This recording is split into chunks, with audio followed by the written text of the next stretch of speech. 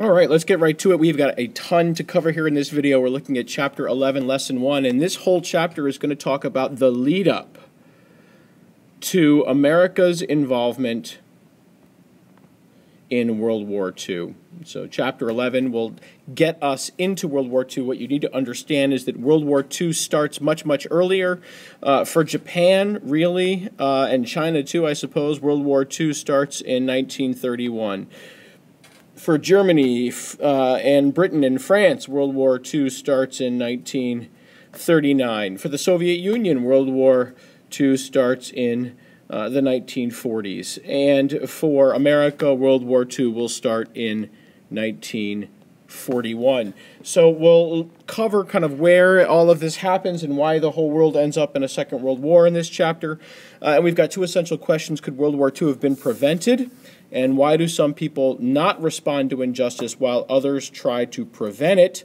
And what you're looking at here with this response to these questions, of course, is that we're going to allow all of these other dictators around the world to rise up. Why do we allow that to happen? We'll talk about that. We permit nations like Germany to acquire other territory without going to war, like they do in what we'll see is called the Anschluss and what happens in Czechoslovakia. And then why do some people in these nations that go to war respond to injustice while others try to prevent it? And we're going to talk about selfishness in Italy. We're going to talk about fear in the USSR. We're going to talk about a strong belief in Japan, and we're going to talk about racial pride in Germany. So that's the plan. Okay. The first country that we'll talk about that sees it move itself towards World War II is going to be Italy. And Italy, and a lot of the other countries we'll talk about today, end up having a new type of government that we're looking at called a dictatorship. In a dictatorship, there is usually one leader or one political party that's in charge of everything, or a small group of people. There are lots of different kinds of dictatorships. You're going to see some today called fascist dictatorships. That's the kind that Mussolini creates. You're going to see a Nazi dictatorship today, which is what Hitler will create. We have a communist dictatorship in the Soviet Union and a militarist or a military dictatorship in Japan. So there are lots of different kinds of dictatorships out there, but the general idea is that they're non-democratic. The people have no power. Only a select person or a select few people have power. The people have no power. This is still true today for some of these places. You can see this little map right here that shows you the darker green a country is, the more democracy it has. The closer to brown it is, the less democracy it has. So you can see that over in the western half of the world, there is a good, strong amount of democracy. In Europe, for example, here in North and Central America and in South America, a good bit of democracy. There are some democracies in Southern Africa and in India, but for the most part, right, the eastern half of the world here, with the exceptions of these places I've circled, are more like dictatorships. That's what this word authoritarian means. They're talking about dictatorships where there's really just one person in charge or one party in charge, and people have very, very limited freedom. So we're going to study the rise of these countries that have very limited freedom for their people and why it is that these people would permit this to happen. In Italy, the issue is going to be selfishness. The middle class, people in the middle economically, want to preserve their way of life. To do that, they're going to embrace the mindset and idea of a guy named Benito Mussolini. Benito Mussolini is going to create a new idea called fascism. The state is more important than a single person. So everything is less important than Italy. Italy is more important than everything. He takes power in 1919. You need to remember that because in 1919, we were in the middle in America of a Red Scare, and Italy was too.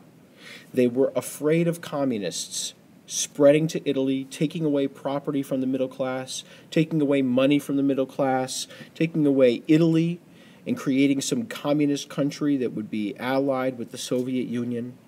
And Mussolini and the fascists come along and they say, no, we must save Italy from these communists. Italy is more important than all of us.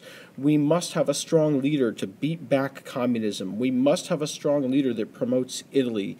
And Mussolini becomes known as, his nickname becomes Il Duce, which is the leader. And by 1924, so many people are afraid of communism. So many people are afraid of losing their property, of losing their money. Now, I know it sounds crazy that people would get behind one leader out of fear, but when you consider what communists do, when communists take everything away from you, you want to keep your way of life more than anything else. And when someone comes along and says, I can save you, I can do that, I can save that way of life from the fear of communists, you're going to trust them. And we'll talk about how he kind of does this in more detail in class, but safe to say that fascism, the state being more important than the individual, is going to convince people that he can save them from the threat of communism coming to Italy.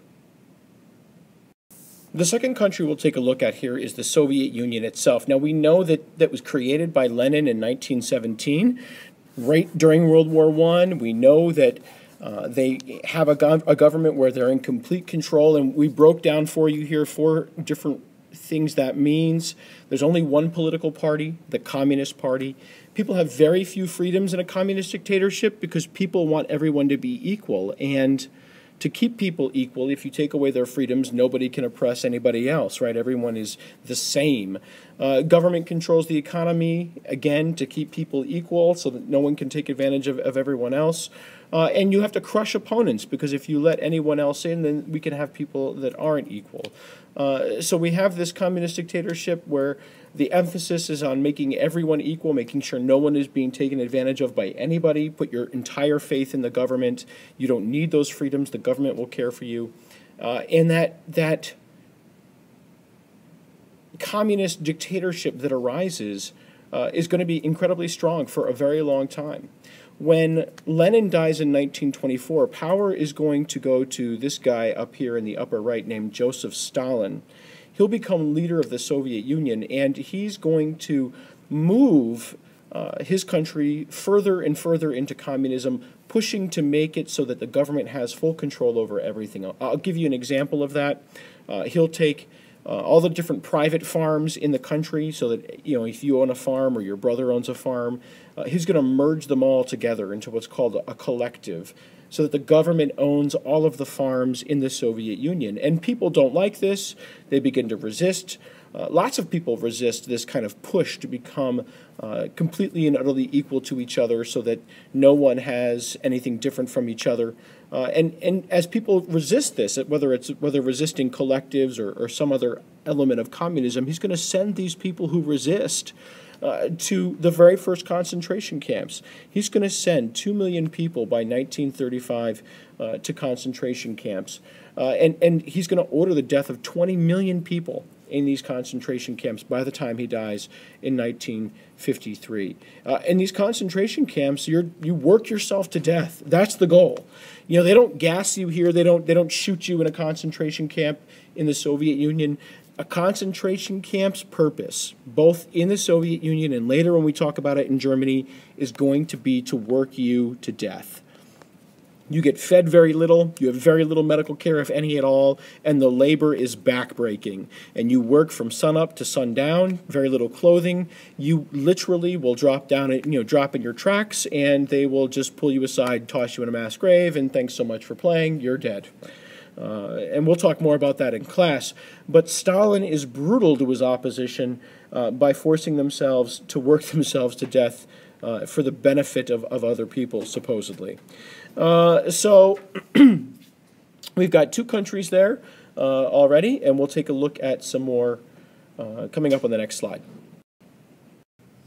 So while in Italy we talked about selfishness being the reason why Mussolini and fascism was able to come to power, as the middle class wants to preserve their way of life, and as we just saw with Stalin brutally oppressing his population in concentration camps and using fear to keep the Communist Party in control of the USSR. In Japan, the military is going to emerge as the solution, the answer to that country's struggles. In the 1900s, Japan is a nation that is suffering from corruption. It's suffering from a loss of traditional values. There are revolutions that are attempted in Japan. There is an impact of the Great Depression as poverty is on the rise in Japan. And for a long time in Japan's history, the government was controlled and heavily influenced by the military. In fact, by 1900, most politicians are actually ex-samurai, believe it or not. By 1920, Japan's military has had victories all over the world. Right? They beat Russia in the Russo-Japanese War. Their navy is a world-class power. But Japan's economic and political troubles, the fact that it's such a tiny little island, it doesn't have many resources, and the fact that it wants to be seen as a great power, it allows the military to convince the people that the only way for their country to grow, the only way for their economy to grow and to escape the Depression by 1930 is to seize new territory. The natural resources that comes from that new territory will show that, one, Japan is a great power. Two, Japan can survive the Great Depression. Three, Japan can be a more stable country economically and politically. And that four, these traditional values will bring Japan to greatness. You're going to see that take place slowly over time. Japan will first declare war on China and Korea, taking them over early in the 1930s. You'll see Japan continue its attack in the 1930s on Japan and southern Asia, so that by 1940, Japan has a very strong presence in the Pacific. Come 1941, General Hideki Tojo, this man right here, is now their prime minister, kind of like our president, and he convinces the emperor that Japan is either going to have to retreat from the places it's conquered, or it's going to have to become the dominant power in the entire Pacific Ocean and take on the other major Pacific power, the United States. He's the one who's going to convince Japan to carry out the Pearl Harbor attack. So next, we'll take a look at Germany. Now, in the case of Germany, what we take a look at it is, why do we allow these dictators to rise up? In Germany's case, racial pride is going to play a big role in this. And we're going to talk about how Aryans are, according to the Nazis at least, superior, and that Jews are the enemy responsible for the downfall of Germany. But what I want you to understand is that racial pride here, at least in the perspective of Germany, and what it's going to look like here, it's larger than just the whole "I don't like Jewish people, blonde hair, blue eyes are the best." It has much more to do with the ways in which Germany was treated before, during, after World War I, as much as it is about the Great Depression. So let me show you what I mean. In the early 1920s, after World War I ends, there's a party in Germany. It's called the National Socialist German Workers' Party, the Nazi Party. It's four major beliefs, and you can see them here, so I'm not going to belabor the point. But the ones I want to point out here is that all German-speaking people should be united, because those Germans lost their national pride when they were defeated after World War I. Don't forget, the German Empire and the Austrian Empire were broken up, and these Germans are scattered now, and they're feeling like they've been abused, mistreated, especially because the Treaty of Versailles was unfair, right? And so they're looking for, number one, a reason or someone to blame for their failure. And number two, to kind of recreate that pride, to bring Germany back together, to bring all Germans back together, reclaim our pride, reject that Treaty of Versailles, which destroyed those empires and treated Germany so badly. And we're going to look for someone to blame. And of course, the Jews are going to be the people to blame, at least according to the Nazis. And this hatred of Jews, it's called anti-Semitism, and it's going to be the fuel for the Nazi Party amongst a certain group of people. I want you to understand that. Most people are somewhat anti-Semitic in Germany. There's a lot of that going around. It's kind of like racism is an issue for a lot of people in America. Anti-Semitism is an issue for a lot of people in Germany. But it's only the really hardcore Nazis that are going to go to this kind of venomous hatred of Jews. And there's also going to be this rejection of communism, that communists are out to destroy Germany just as they are out to destroy Italy and as they did destroy Russia. So you take all this together, and what you end up with here is the Nazi Party beginning to grow in power in the early 1920s, so much so that you're going to actually see them attempt to overthrow the government in Munich, Germany, and then actually trying, using the military, regain control of Germany. That plan fails. Hitler is arrested. He is put in prison, and he writes a book there called Mein Kampf. We'll look at it in class tomorrow. And in that book is where Hitler begins to kind of talk about these four ideas.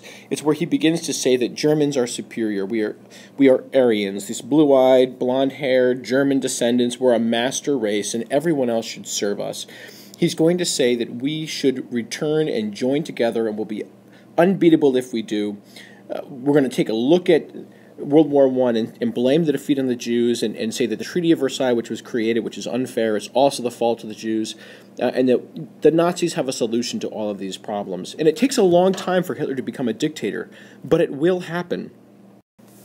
It's going to take almost a decade for the Nazis to slowly gain power, and they do it using democracy.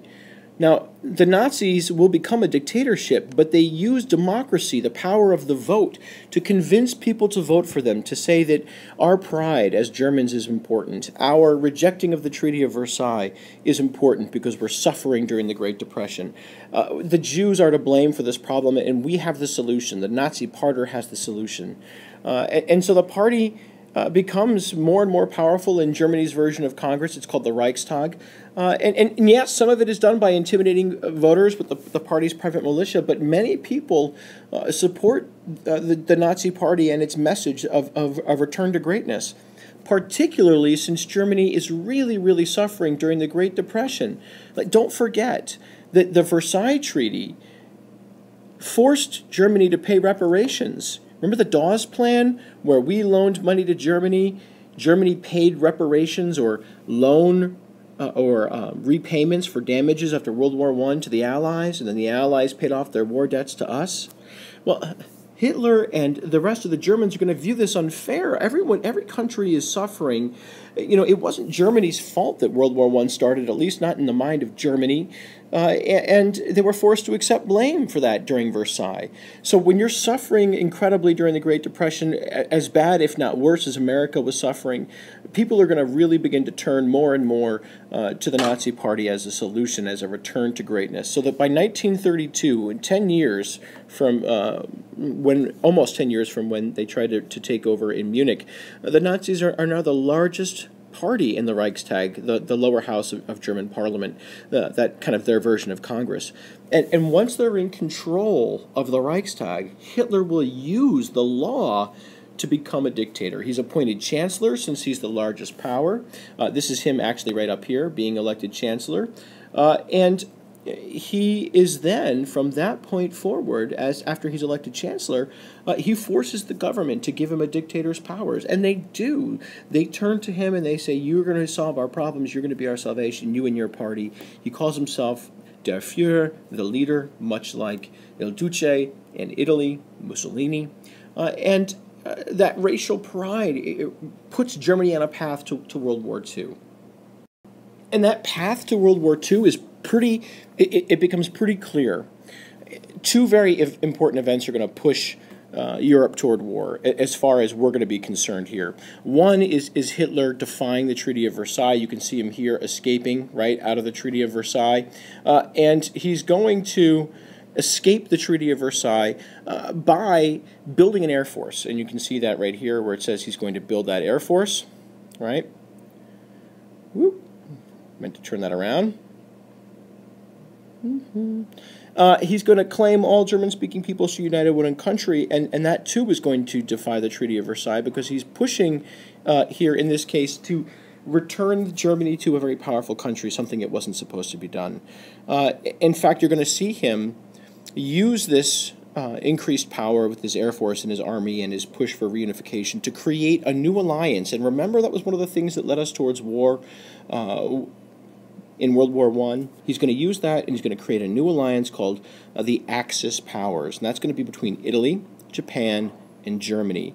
And what's interesting about this is that the Europeans don't do anything in response. Britain, France, the Soviet Union, they do nothing in response because they fear a world war. Right? And why wouldn't you? You've kind of seen this movie before, right? So, when you fear a war, and when you look at the Treaty of Versailles and you realize that, it wasn't necessarily Germany's fault for World War I, when you look at the reparations and you say those were kind of unfair, then you can understand that maybe, escaping from the Versailles Treaty isn't really all that, unreasonable. It seems kind of reasonable. And if we let Hitler unite all these German-speaking people and get away from the Treaty of Versailles, maybe he's going to stop, right? Maybe he's going to be reasonable.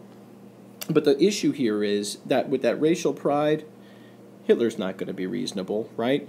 He knows that everyone, or he believes, I should say, that Germans are superior, that everyone else should serve them. He's not going to stop until he unites all Germans, no matter where they are. And that reunification and that sense of pride in how he won't stop, right? We know he won't stop. He's going to continue to grab more and more territory. So, could World War II have been prevented? Not only have we allowed these dictators to rise up, but we and other nations are going to allow him to take more and more territory in what we call the Anschluss. So what happens here? Hitler grabs this territory when he threatens to invade Austria in 1937, and what happens here is that he is going to take over Austria. He wants to. Austria says, we'll have a vote. The people, Hitler's afraid he's going to lose the vote, so he sends his army in. He actually sends the army, and you can see them here, into Austria. They take over, and no one does anything. They just let it happen. Well, when you add to this, a year later, him threatening to take over Czechoslovakia, and that's this map of it here. He wants to claim this part of Czechoslovakia, which has a ton of Germans in it. All of a sudden, people realize that, he does want these Germans united, but Czechoslovakia is going to resist that. They're not going to want him to take a good part of their country. And Britain and France and the Soviet Union actually say to Germany, if you invade Czechoslovakia, we will fight you back. We will attack you back. So to prevent war, all of these countries, Britain, France, Italy, Germany, they meet in Munich at the Munich conference, and they talk about Czechoslovakia, and they talk about Hitler's push for uniting all Germans. And Britain and France and Italy, after listening to Hitler's arguments, agree to appeasement. Hitler, claiming these lands, makes the argument that they belong to Germany, they're German people, self-determination, and in exchange for peace, these nations give in. It's called appeasement. You get what you want, and we get peace. Some people, critics, say that Hitler has way too many demands and that we can never avoid war, even if we do give in to his demands. Well, they happen to be right. And when they give Hitler, in the fall of 1938, most of what he wants in Czechoslovakia, he invades the rest of it in March of 1939, and they still do nothing, even though they threatened him. Hitler at this point is kind of like a mouse, right? With Czechoslovakia, with Austria, we gave him a cookie. We appeased him. We gave him what he wanted. And now he wants a glass of milk. He's going to want all of Europe. Because we said we'd attack, right? Britain and France and the Soviet Union said we'll attack, and then they didn't, even when he invaded Czechoslovakia when he said he wouldn't after Munich. Finally, he will demand too much. He's going to demand a city from Poland called Danzig. Britain and France are finally convinced war is inevitable. They're going to tell him, if you invade Poland, we're going to attack you. So Hitler begins to plan for a world war. He's going to say, all right, fine. I'm going to attack Poland, but I'm going to make sure that I only have to face Britain and France, not Britain, France, and the Soviet Union. So he actually starts secret negotiations with his enemy, the Communist Soviet Union. Why? Because he wants to take them out of the picture. Now, we know the USSR is a communist dictatorship and that the government controls the economy. And we know that Britain and France and Germany and Italy and Japan, they all practice kind of laissez-faire economics, the opposite of communism. So why would Stalin want to ally himself with someone whose government is entirely unlike his own, whose economy is entirely unlike his own?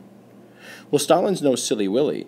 Stalin knows that if he wants to protect communism, he should let all those people who practice laissez-faire kill each other. Who cares if Germany attacks Britain and France or if they attack him? If they're killing each other, they're not fighting him in communism. So Stalin agrees to join Germany in a non-aggression pact. This shocks the world because Nazis and communists are supposed to hate each other. Why are they teaming up together? And the answer for Germany is that, well, Hitler knows Stalin doesn't want to be attacked, and the answer for Stalin is, if Hitler wants to kill Germans by sending them to attack France and Britain, so be it. That's all the better for him in communism. It's a good deal for both of them. And what they don't know is that in their agreement, Hitler and Stalin have a secret deal to divide up Poland. Sneaky, sneaky! So now that war is inevitable, and we'll talk about this more in class tomorrow, you're going to see Germany invade Poland using what's called blitzkrieg or lightning war. And we'll talk about that in class, where masses of tanks and waves of aircraft, and they break in and they surround their enemies. Britain and France will declare war when Germany invades Poland, and Hitler will attack France in 1940. Launching a blitzkrieg into Belgium with a small army, and that's going to play out disastrously for the Allies. Britain and France are going to respond with overwhelming force, and it's not going to go as planned at all. So here, step one, on the right-hand side, you can see there's Hitler. He invades his part of Poland. He gives half of it to the Soviet Union. Later that, in May of the following year, he's going to invade Belgium and Luxembourg with a small army. And then, of course, France and Great Britain are going to respond with force, great force. And when they respond with great force, you can see them here, right? They respond with overwhelming force. Germany is going to send an even much larger army right into France and surround them and trap them. And there's only going to be one place that the Allies are going to be able to evacuate from, a place called Dunkirk, after they're trapped in Belgium by the Second German Army. And while 338,000 soldiers are saved out of that trap, France will surrender 3 weeks later. So with France gone and out of the way, in only 3 weeks, Hitler's going to plan to invade Britain in the summer, and he orders the German Air Force to destroy Britain as much as possible. So the Battle of Britain begins between Germany and Britain, and there are terrifyingly bombing attacks on London and on Britain. And then the British will bomb Berlin, so there's terrifying destruction in Berlin as well. And the battle will rage between Britain and between Germany. In Britain, their leader they're called the Prime Minister. His name is Winston Churchill. He's Prime Minister during World War II. And he's going to give a series of speeches because he needs to rally British support. He's going to be talking about how they're going to fight them on the beach and in the countryside and in the meadow and on the farms, and that the British will never, ever surrender. He has a saying that when you're stuck in hell, you go through it. You don't stay in hell. You don't back out and go through it again. You just push all the way through it when you're stuck in hell, and you're not going to give up. But he also wants the support of the United States, right? He wants us to join and help him and his nation survive the potential attack of Germany. What we do know is that while there were major losses on both sides of the Battle of Britain, and because of that, and because the British don't back down, he gives up his plans to invade Britain in September of 1940, and he turns instead to the east, and he's going to plan to betray Stalin. So in June of 1941, in violation of that treaty, Hitler launches that massive invasion of the Soviet Union, and that's where we'll pick up with this later on in a different chapter, and we'll talk more about how America gets involved in the war tomorrow and the day after in class.